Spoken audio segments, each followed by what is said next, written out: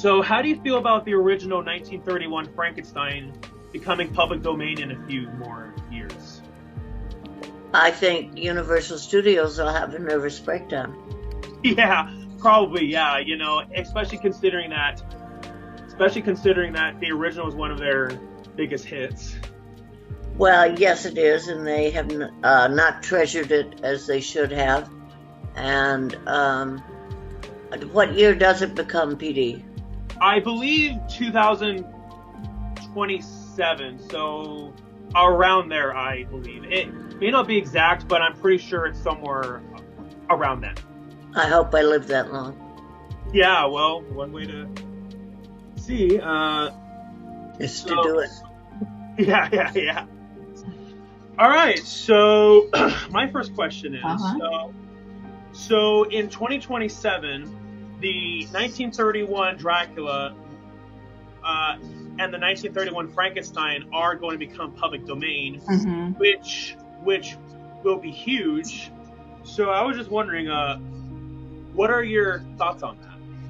You know, to be quite honest, I hadn't thought about it. I mean, I you know, it's obviously been in the back of my head for years, but it's really actually crept up on me. And I don't know at this time, I don't know all the ins and outs of the legalities of what that will mean, because I have no idea what other protections Universal has put into place, you know, for images, for clips, for posters, for names. I don't know, you know, they might have done some trademarks that would be, help to protect the work too.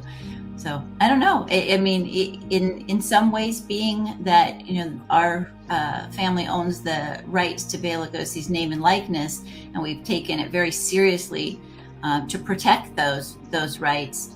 I know those will expire for us at some point too. And so I understand that things go into the public domain, and there's good things about that, but it also takes away the ability for us as individuals to protect my grandfather's name and likeness, and the studio to protect their work.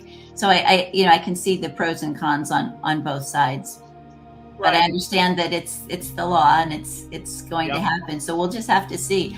I will be educating myself more about that, you know, in the coming months. Yeah, and so basically, in other words, it is more of like a double-edged sword then. Yeah, I really can't speak from the legal aspect of it at this time. I just haven't researched it enough to know, you know, what will happen with it. I mean, Bram Stoker's novel and the character Dracula are already in the public domain, and so you